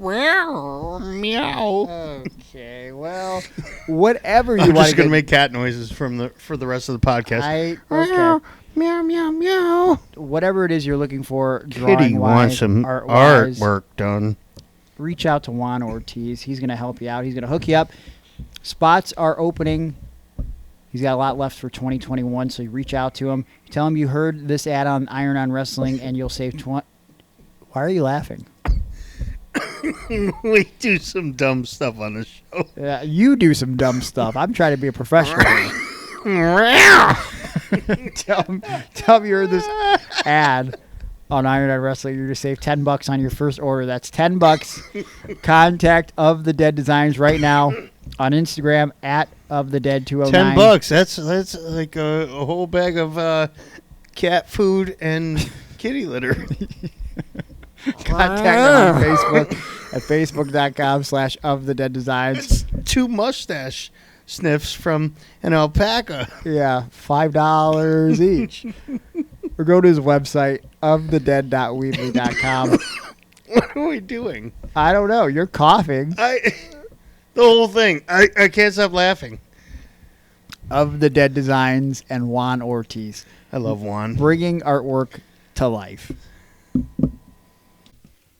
If you're not on patreon.com/Iron and Wrestling, you just missed Aaron and I talking for about 40 minutes about AEW's All-Out pay-per-view.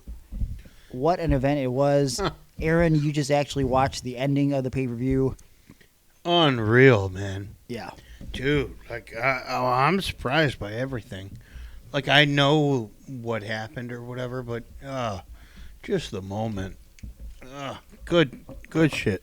Pretty incredible stuff. A lot of people are saying that it is one of the greatest pay-per-views of all time, and so I figured... I see why they're talking about that. I see why they say that. Yeah, I figured sort of take the podcast home this week. We could talk a little bit about some of the greatest pay-per-views of all time, mostly the pay-per-views that really felt like momentum-shifting events, whether it be the culmination of a moment in time or the beginning of a moment in time.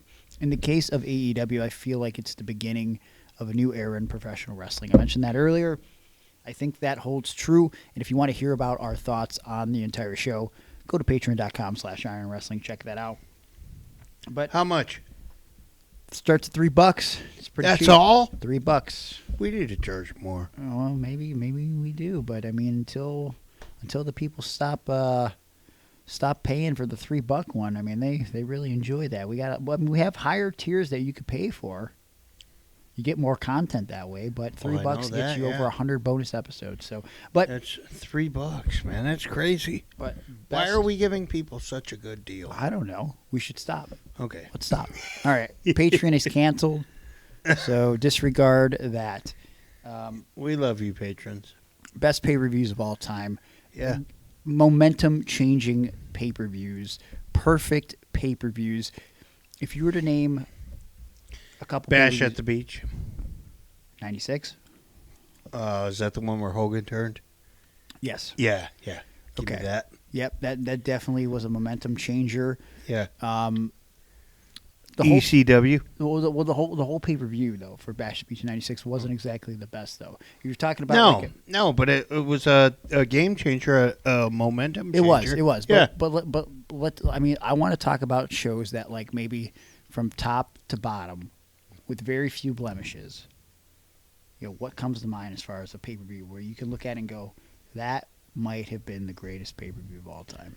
Halloween Havoc. The one where Ray and Eddie wrestled? 97. Yes. Do you I remember? thought that was great. Do you remember what the main event was? No, I remember Ray and Eddie. That match was great, but the Yeah. pay-per-view though, I don't know if the pay-per-view itself. Okay. I mean, Ray and Eddie is one of the best matches of all time. They did spots in that match that they never replicated before or since. Well, of course they didn't. Well, you know replicate what I since. mean, you son of a bitch. I mean, Eddie's not with us anymore. They had matches after that, though. You Okay. know what I meant. Come on. Jesus Christ. Piece of shit. Listen, I'll give you an example. Okay. One that I'm thinking of. Obviously, WrestleMania 17 was not only perhaps a perfect pay-per-view, but the end of an era in professional wrestling. In fact, it was probably the end of an era as far as competition goes that perhaps maybe AEW sort of kicked off this week 20 years later. 20 years. It took 20 years to have another pay-per-view to restart what ended with WrestleMania 17. That, of course, was Rock Austin's heel turn, which might have been a horrific decision that really shaped the course of the industry going downhill. But, of course, and that doesn't say that I'm not saying that Austin's run as a heel or his heel performance was bad, but I don't think people wanted to boo Stone Cold Steve Austin. We did get some good stuff out of the Stone Cold Steve Austin heel character. Mm-hmm. But also, the closing of WCW and ECW happened this month, in which the pay-per-view takes place. April 2001, March, April. All that stuff closes down. There's no more competition. We never really get suitable competition until AEW. Obviously, you could agree with WrestleMania 17 being one of those pay-per-views where it's like, you know, that was not only a good show, but the end of an era. Yeah, I hated Austin turning heel. Did you? I didn't understand it when it happened. I've talked about it before, but the crowd was cheering Austin so much because it was in Texas. I was like, wait, what? Is he... okay, he's shaking Vince McMahon's hand, so now he's going to give him a stunner? And then he didn't give him a stunner. I was like, okay, well, he'll give him a stunner on Raw. You know, Right. You were never trying to do creative for them that they did not do. Yeah. Well, I guess I just couldn't believe they could turn Austin heel. I don't know. It just didn't make sense in my brain. No good. So. What about the ECW pay-per-view? The first one. Oh, I know which one you're talking about. Yeah, of course. When you talk about history-changing pay-per-views, you got to mention ECW. December to Dismember 2006. Now wow. what I was talking about. What Go an ahead. event. Just such an incredible... actually, I'm being a dickhead, but we want to talk about the end of an era in professional wrestling. December to Dismember probably killed the reboot of ECW. Mm-hmm. I mean, just what a bad... just a fumble, for sure. Horrible. Yeah. Yeah, but I didn't like the first pay-per-view. They're real, the original ECW. You said that in the past. I don't know Yeah, how you didn't like it. I just don't like it. I thought it was bad. I started falling asleep. You watch it live or no? I did not. Okay. I did not. Yeah, you're not a big fan like I was. Well, I hadn't really discovered it yet. No, you're just somebody who doesn't like wrestling. Oh, okay. No, I don't know. What else? Give me something else. Well, since you're on the subject of ECW, Yeah. I think One Night Stand 2005 was a fitting closing to the ECW chapter that we didn't get in 2001.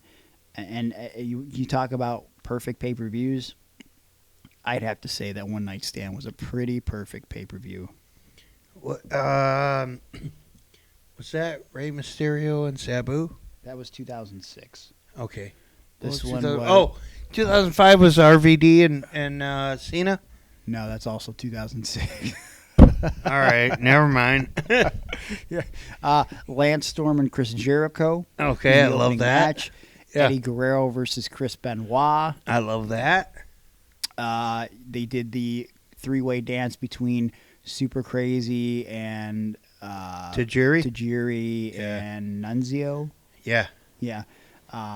They I did like that. the main event of, I believe it was the Dudley Boyz and versus Tommy Dreamer and the Sandman. Do you not like that? Yeah, that was good. Yeah, it was a good match. Is that Sandman's entrance? That's epic. Yes. Yeah. Give me that. I believe they did a flaming table spot for the finish, which you didn't get too often in WWE. Right. Obviously, this is ECW. That was very prevalent in ECW. Just all in all, great pay-per-view. Promos from Paul Heyman shooting on Edge and just various other people up in the stands. You got the Stone Cold celebration at the end. We get the return of the BWO, the confrontation between JBL and Blue Meanie that sort of led to the return of Blue Meanie for a short period of time. The promo from RVD, where we finally get to really hear the real RVD for the first time in WWE or under a WWE banner. Mm-hmm. I think One Night Stand was a pretty incredible event. That might have been. Yeah, that one and the second one that we talked about in 2006. I thought those were great pay-per-views. Yeah, no, 2006 was really good as well. I think kind of gets lost because of how great 2005 was. But, I mean, people know 2006 for the RVD and John Cena match. I mean, that was one of the best matches of all time. Yep. A great moment for Rob Van Dam, obviously. As you mentioned, Rey Mysterio and Sabu. That was good stuff. Randy Orton versus Kurt Angle were so not an ECW match, but a good match on the show. Right. And the crowd was behind Angle because, Angle was fucking the wrestling machine. He was, he's becoming a ECW guy at that point. I mean, they start by chanting boring. They were not interested in it at first. But that's an ECW crowd. What do you expect? You had the return of Taz, even if it was for a second. It was Taz versus Jerry Lawler, and basically, Taz just choking out Jerry Lawler real quick. Love that. Just good stuff. Lawler. That's it. Just one word. Nothing else. That's what he said. Lawler. Yeah, and then What's the follow up? I'll choke you out. Okay. I like it. I like it. You're a big NWA guy. A lot of people, and I have to go back and watch this. Big fan of Dr. Dre. WCW. Easy. WCW NWA. Oh. Sorry. A lot of people, I'd have to go back and watch this event because I can't justify this one, but it ranks on a lot of people's lists. How do you feel about the 1989 Great American Bash? Because a lot of people cite that as one of the best pay-per-views of all time. That, of course, featured the main event of Ric Flair versus Terry Funk. You also had on the undercard the Road Warriors, Midnight Express, and Steve Williams versus the Fabulous Freebirds and the Samoan SWAT team in a War Games match. Lex Luger versus Ricky Steamboat for the NWA United States Championship. Sting versus the Great Muta for the NWA World Television Championship. The Steiner Brothers versus the Varsity Club. Jim Cornette versus Paul E. Dangerously, which actually I do remember vividly because it was a tuxedo match. The Skyscrapers versus the Dynamic Dudes. Brian Pillman versus Bill Irwin, a.k.a. The Goon, who's now somehow getting a fucking action figure. Not sure how that happened. And the Skyscrapers eliminated Steve Williams to win the Triple Crown King of the Hill Double Ring Battle Royal. Do you remember this card at all? Nope. Okay, well. I think later 89 is when I started watching WCW. And then 90 Great American Bash. That's, maybe my favorite pay-per-view of all time. Yeah. Start off with the Southern Boys versus Midnight. I don't know if that was the opener, but it's definitely on that show. Okay, yeah. Man, one of my favorite matches ever. Great match. And then Sting versus Ric Flair, right? Yeah. The crowning of Sting for the first time. I would also, if we talk more modern events, I would say maybe the last great pay-per-view that WWE ever put on. And if I'm wrong, someone out there listening on iTunes or wherever you download this podcast can tell me differently. I think the last pay-per-view WWE put on that was great from top to bottom, that wasn't WrestleMania, was Money in the Bank 2011. CM Punk with Punk? Yeah. versus John Cena in one of the rare 5-star matches in WWE history. Christian versus Randy Orton, the Money in the Bank ladder match in which Daniel Bryan becomes Money in the Bank winner. Also, I just love how in the 3 matches that I mentioned from 10 years ago, CM Punk's in the main event, gone. Christian's in the main event, gone. Bryan wins Money in the Bank, gone. What the fuck, man? What a weird time. WWE didn't feel like they were worth it. Well, that's... What do you feel? Well, we had talked about it on Patreon. So why don't we just have them listen to it there if they want to hear it. Mm. But Money in the Bank 2011, Mm-hmm. I think that's one of the greatest events of all time. What say like you? Do you have another event you want to name? Oh, gosh. Halloween Havoc. Might have been 90. 91 maybe. Mm-hmm. Sid and Sting and Barry Windham came out as Sting. Oh, 90. Yeah. 90. Halloween Havoc 90. Yeah, I love that. That's a good card. I don't know why I love it. You know what I mean? I can't tell you exactly like everything I loved about it, but when I think back, like, man, I really love that show. But that's because I was a kid, so a lot of times you go back to what you felt as a child. So I'll go to that. Yeah, no, I get that 100%. I mean, not a bad card though. There was a great match between the Nasty Boys and the Steiners. What about like, Freebirds? What about them? Freebirds were on that show. They wrestled the Renegade Warriors. Yeah. That would I be like Chris and Mark Youngblood. Yep. Junkyard Dog versus Moondog Rex. I probably could have done without that one. I'd take it. I love that because I love JYD. I think what an underrated match was on that card, because you didn't see this scenario that often. Doom versus Ric Flair and Arn Anderson. Oh, yes. That's where I was going. Beautiful match. But also, Rick and Arn together in a tag team, that was great. Oh, yeah. Doom, excellent tag team. Mm-hmm. I think I wish they would have stayed together longer, but if they would have, then maybe it wouldn't have opened the door for Ron Simmons to become the World Heavyweight Champion. Very true.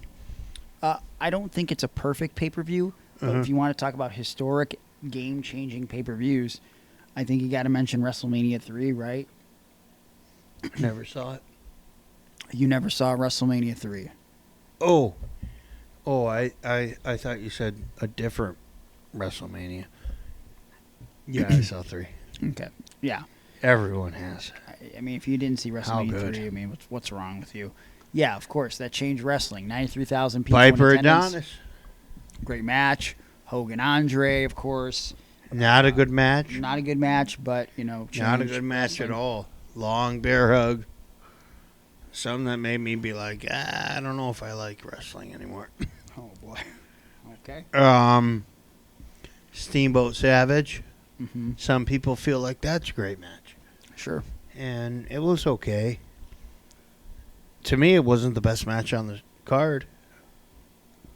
I think it could be argued that while we mentioned All Out and how people are saying it's one of the greatest pay-per-views of all time, I don't think we get All Out if All In, the debut pay-per-view event, before we actually become All Elite Wrestling, if that's not successful, I don't think we're having the conversation that we're having right now on this podcast, right? True. I mean, that card started out with MJF versus Matt Cross, a good friend of ours, which it's wild to me that Matt doesn't have a job there. But why does he not have a job anywhere? I couldn't tell you. Okay. I'm not too sure about that. But that card was... Because he runs when you ask him to cut a promo? I don't know if that has anything to do with it. Seems like you got a little animosity towards him for not cutting promos. Yeah, I'm just saying. That show was headlined by the Lucha Brothers and the Young Bucks. I'm sorry. I'm lying. That's not the card I'm talking about. Hold on. That was actually the Golden Elite, Kota Ibushi, Matt Jackson, Nick Jackson versus Bandito, Rey Fenix, and Rey Mysterio, which was too short. Pay-per-view was going too long. That's because guys like Marty Scurll went over on time with Okada, and I think Joey Janela and Hangman Page also went over on time. Those are kinks that have since been worked out since All Elite Wrestling became a thing. But that card, what a card. As I said, M-Dog versus MJF. Christopher Daniels, Frankie Kazarian, Scorpio Sky defeated... Christopher Daniels with Frankie Kazarian, Scorpio Sky defeated Stephen Amell, who, of course, is now famous for the show Heels, which you said you enjoy. I like heels. Yeah. Did you like Arrow? I never watched it. Oh, But I meant the wrestler. I heard good things. What? Arrow. Nothing. No, okay. Oh, local wrestler Arrow. Yeah, I loved working with Arrow. Jesus Christ. Cody won the NWA Championship on that pay-per-view. Chicago street fight between Hangman Page and Joey Janela. Even though it went long, it took the pay-per-view over on time. Almost over on time, rather. Fun match. Jay Lethal versus Flip Gordon. Kenny Omega versus Penta El Zero. Just a solid card that I really set the table for what we know now as All Elite Wrestling. So I think that's got to be a historic pay-per-view that you put in there. Yeah, you're right on that. Not a perfect card from top to bottom, but would you say King of the Ring 96 was pretty historic? It's historic for me for Owen Hart providing commentary. Was a good moment for sure, but I think most people remember that for Austin 316 says I just whipped your ass. Oh, that happened? Yeah, it did. Yeah.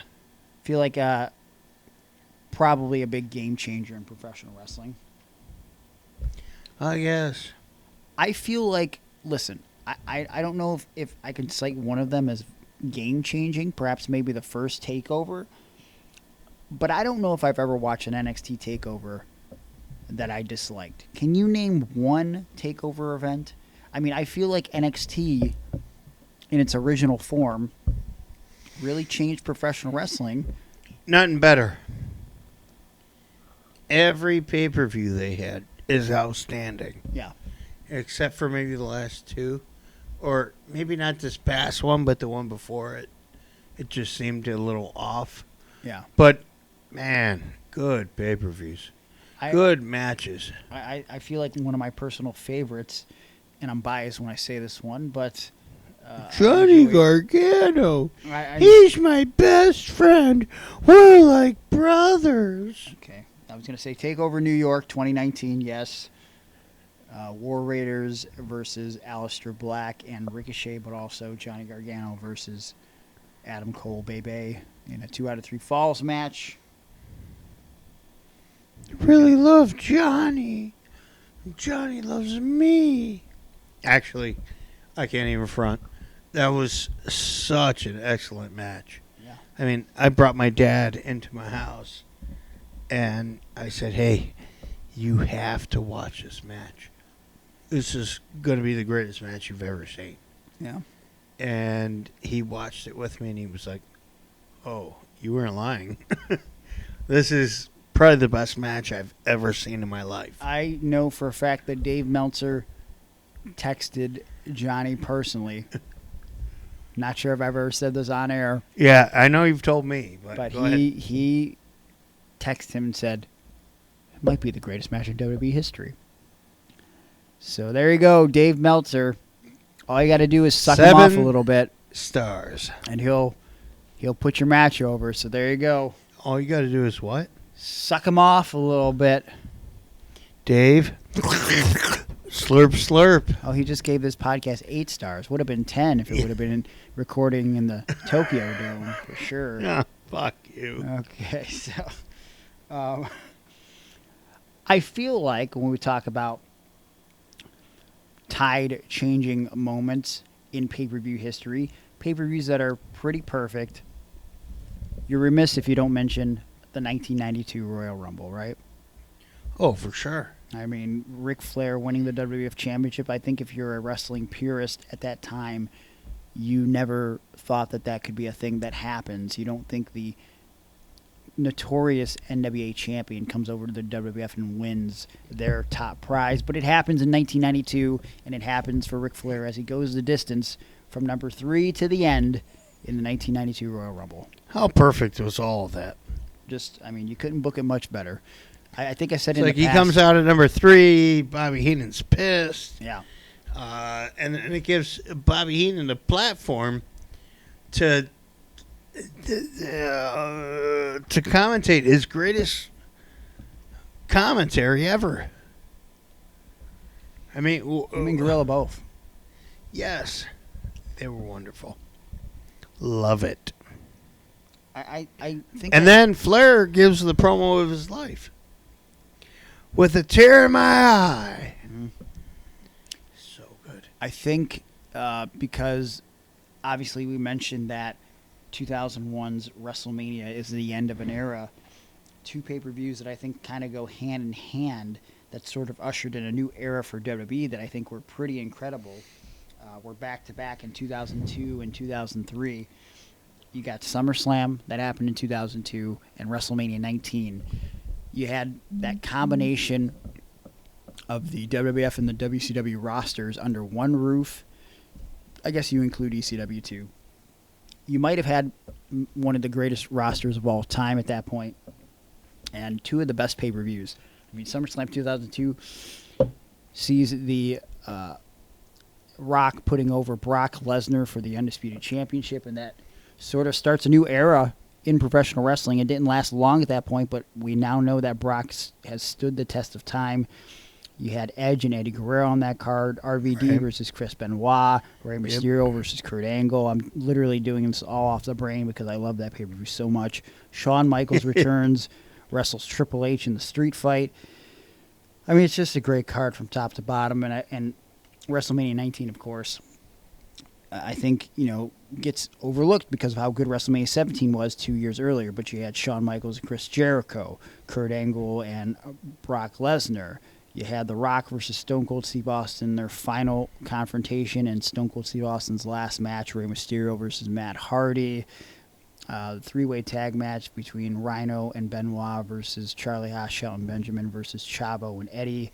Good. Hulk Hogan good versus stuff. Mr. McMahon. I mean, it's a great card. What about WrestleMania 1? The original. I think you got to say WrestleMania 1 was pretty historic. I mean, it did. Right. usher I in a mean, different time maybe in from wrestling. a work rate standpoint, not the greatest of all time, but probably actually the greatest pay-per-view of all time. You had star power, and you had big matches, you had big stars, and it was what maybe set the tone for WWF for years to come. I mean, George Wells and Jake Roberts isn't a match like I'm ordering the pay-per-view for. Right. But it worked. Everything worked on that show. Oh, yeah. 100%. Your opinion? I mean, You're in? Listen, WrestleMania 1 is not the greatest card to go back and watch. Okay. But for the time period, I mean, it shaped what wrestling sort of is when you talk about wrestling being sports entertainment with celebrity involvement, pomp and circumstance. I mean, all of that happens because of WrestleMania 1. But the supercard format, I think, is really sort of influenced, especially being on pay-per-view and or closed circuit. That doesn't happen unless we have Starrcade in 1983, which I think was pretty revolutionary in itself. Yeah. You ain't never lied. A Flair for the gold. Oh, baby. Harley versus Flair. I mean, it was sort of inevitable what was going to happen, especially with the tagline. But between that match and the dog collar match between Roddy Piper and Greg Valentine, yeah. I mean, that Valentine, one of our favorites. yeah, he loves going to sleep with his sunglasses on during interviews. I'll tell you that. He's a trip for sure. You mentioned Bash at the Beach in '96. I do think that was a game changer, but I also want to point out that you mentioned WrestleMania 1. We mentioned WrestleMania 3. WrestleMania 14 was a shift in the tide for WWF as well. What about 13? Not so much. Yeah, right? why? Oh my God! I mean, that one was match. one match card. Okay. Austin and Brett. Oh, I was thinking something else. Oh, Never mind. what did you think?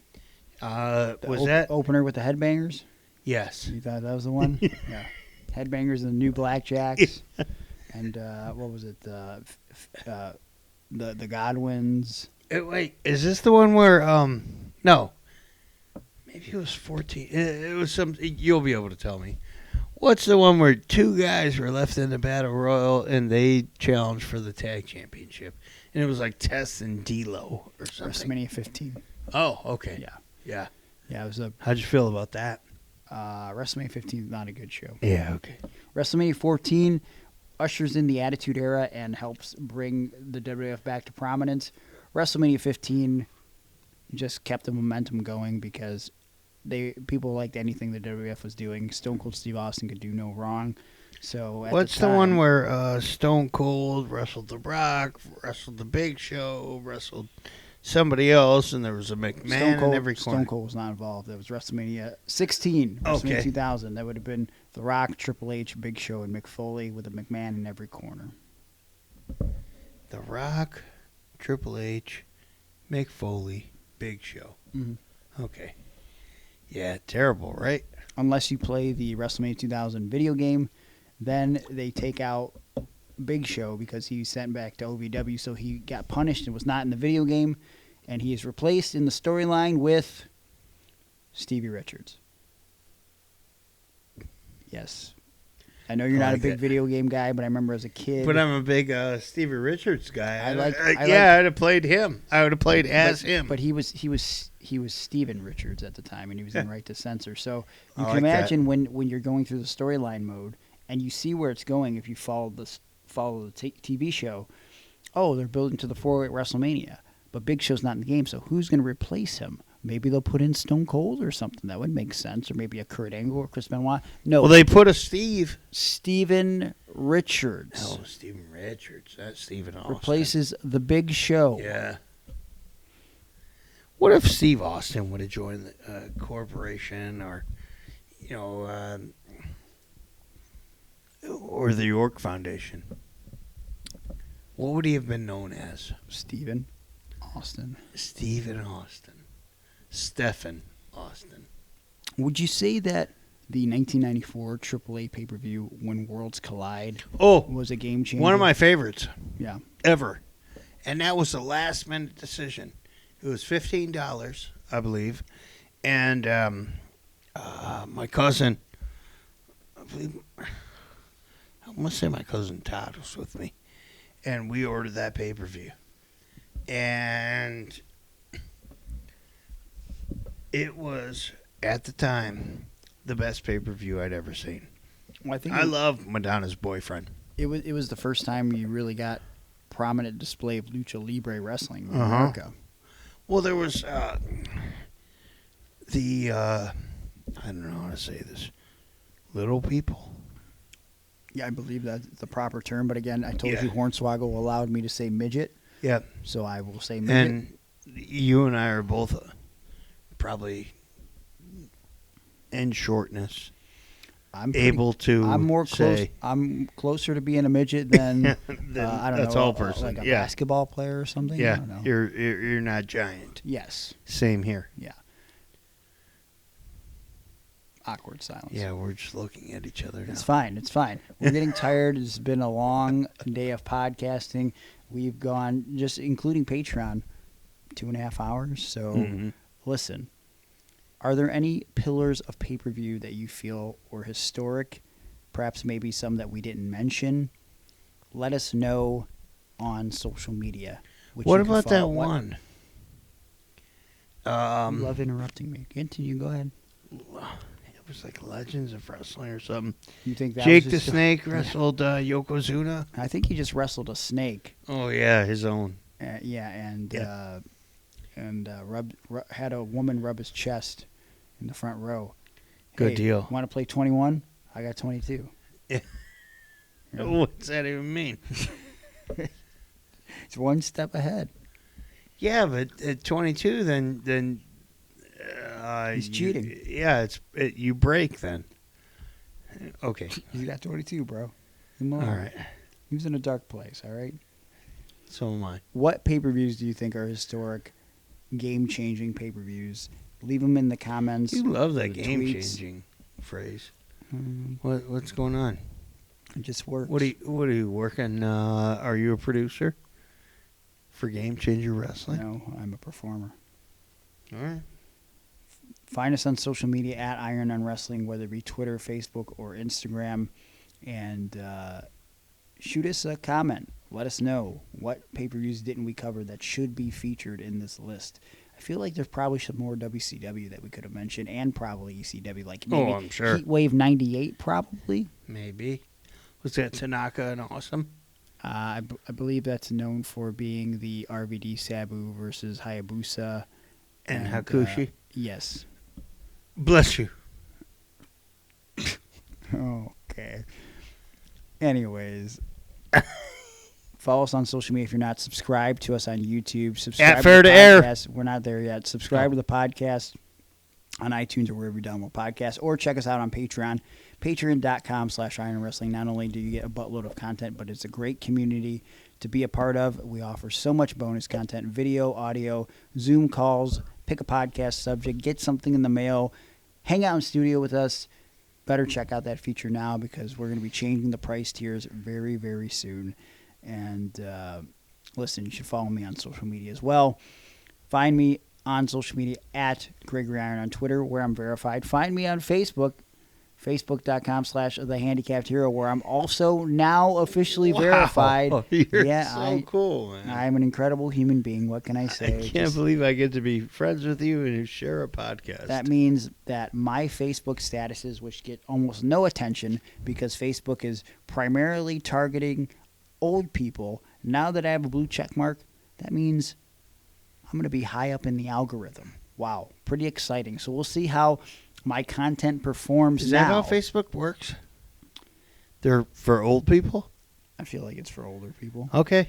I mean, you don't see like any 16-year-old kids signing up for Facebook, right? Are your kids on Facebook? Nope. Exactly. So, anyways, Instagram, find me at Gregory_Iron. I'm not verified there yet, but maybe one day I will be shortly. And then, of course, ProWrestlingTees.com/Gregory Iron. Want to book me for pro wrestling, motivational speaking, seminars? Contact me via my social media or email me at Gregory_Iron@yahoo.com. Go to my website, www.gregory-iron.com. You can contact me there, too. So many ways to contact me. Only one way to get a video shout out. Cameo. Search Gregory Iron. I'll pop right up. I can shout you out, insult, do something for an anniversary or birthday, whatever. Hit me up. Aaron, what would you like to plug? I'm at Fair to Air on Twitter. I'm at Fair to Aaron on Instagram. And I guess since Facebook's for old people, don't look me up there. He's the oldest of people. So, am I? What does Jess feel about you being on Facebook? Did you guys? Who is Jess? Have you guys made your relationship status official yet? Oh, that Jess. Yeah. Yeah. No, we're not coming out as a couple. But I'm ready. Meow. Okay. Kitty want to play with Jess. No. Jess, he doesn't mean anything he's saying. Okay, just ignore him. Jess. He knows not what he says. Meow, meow, meow, meow, meow, meow, meow, meow. No? What's this? No pop? Was that Meow Mix commercial? You don't like when I meow? No. Nobody. Oh, God. I'm sorry. That's the end of the show. Just, how about...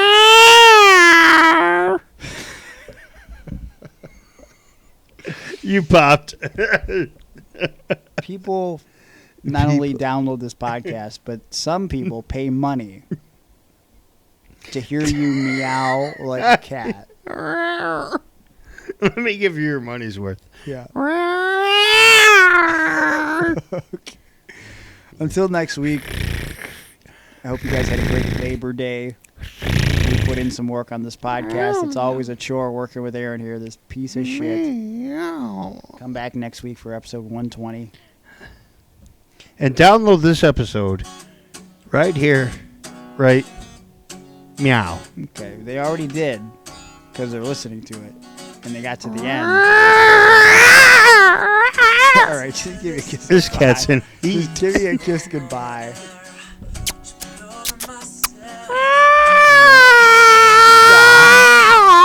Stop. Spit the mic. Oh, God. Wasn't even on purpose. Took a dive, and on the way down, I saw you save me from myself.